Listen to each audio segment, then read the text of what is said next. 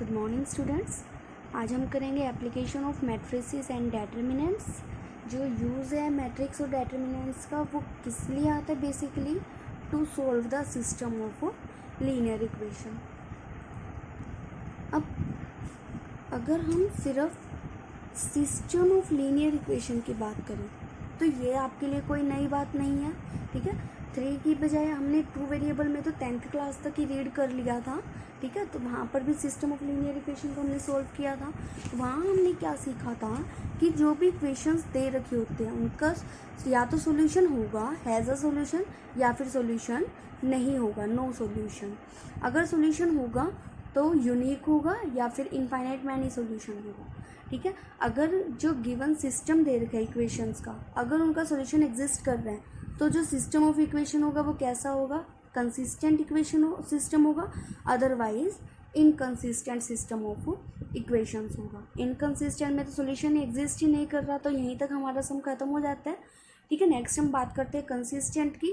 Unique solution के लिए x Y Z की यूनिक वैल्यूज़ आती है और इसमें क्या होता है, इनफाइनाइटली मैनी सॉल्यूशंस फाइंड करते हैं, ठीक है। तो ये सारा काम हम पहले कर चुके हैं फॉर एक सिस्टम ऑफ लीनियर इक्वेशंस।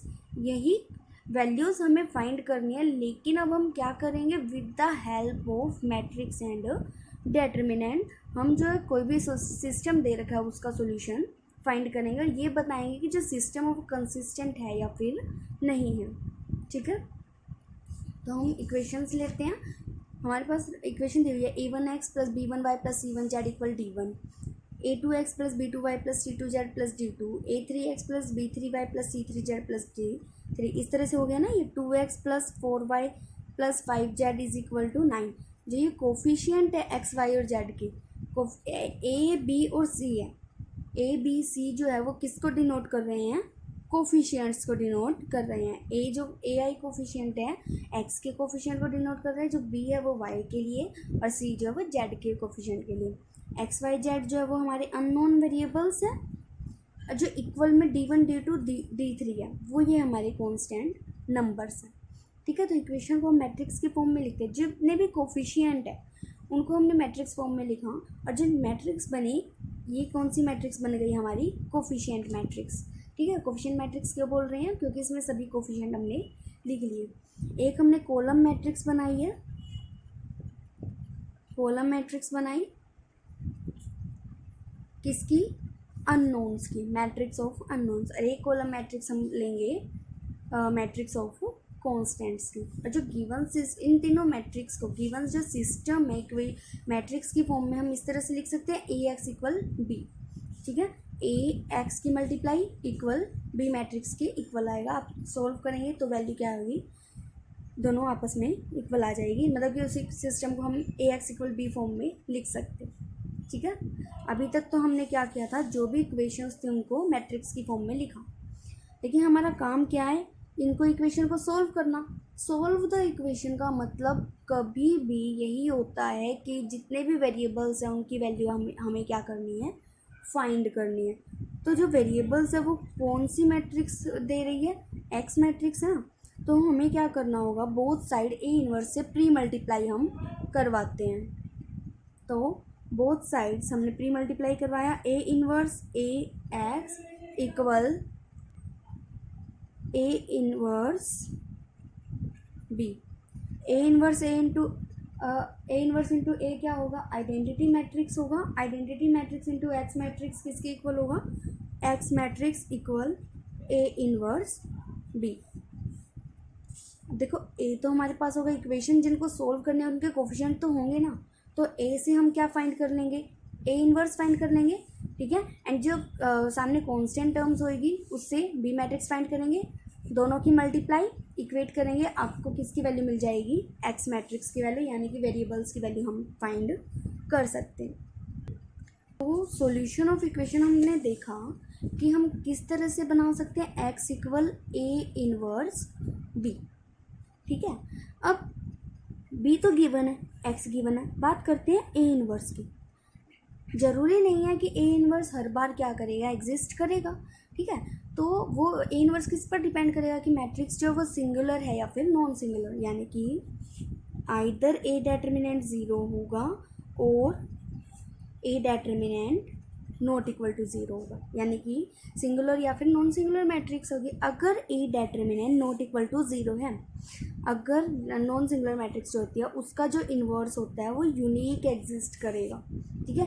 एक ही इन्वर्स आएगा, एक ही ए इन्वर्स मैट्रिक्स बनेगी और एक्स की वैल्यू भी क्या होगी, यूनिक सॉल्यूशन आएगा, ठीक है। तो अगर A determinant not equal to zero आए तो हमारा जो सॉल्यूशन होगा वो कैसा होगा, यूनिक सॉल्यूशन। और जो सिस्टम ऑफ इक्वेशन होगा, यूनिक सॉल्यूशन है, सिस्टम ऑफ इक्वेशन कैसी हुई, कंसिस्टेंट।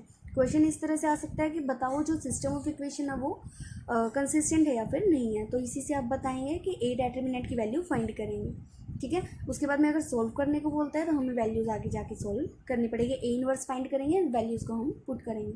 अगर A determinant equal to zero आ जाए, it means A inverse exist, does not exist, exist नहीं करेगा, डज नॉट एग्जिस्ट, ठीक है।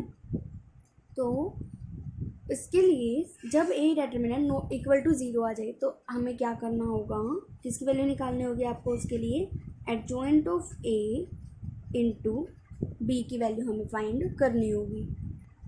इसमें भी हमारे पास दो केस बनेंगे, adjoint of A into B की वैल्यू आइदर तो जीरो मैट्रिक्स के इक्वल आएगी और जीरो मैट्रिक्स के इक्वल नहीं आएगी। अगर ये वैल्यू हमारी जीरो के इक्वल नहीं आती तो जो सिस्टम ऑफ इक्वेशन होगा वो कैसा हो जाएगा, inconsistent. Otherwise system of equation will be consistent. Consistent में दो केस बताए थे, यूनिक और इनफाइनाइट। यूनिक तो कब होगा, जब A determinant not equal to zero, तो यहाँ पर क्या होगा हमारे पास, इनफाइनाइट मैनी सॉल्यूशन। और इनकंसिस्टेंट यानी adjoint of A into B भी इक्वल टू ज़ीरो आ जाए तो हमारा जो सॉल्यूशन होगा वो कैसा हो जाएगा, नो सॉल्यूशन, ठीक है। तो इतनी चीज़ हम लोग समझ गए हैं। करना क्या होगा आप लोगों को, जो भी गिवन सिस्टम ऑफ इक्वेशंस दे रखा होगा आप लोगों को, सिस्टम ऑफ इक्वेशन जो भी दे रखा होगा उसको किस फॉर्म में लिखेंगे, A X equal B. First step में आप क्या करेंगे, ए डेटर्मिनेंट फाइंड करेंगे।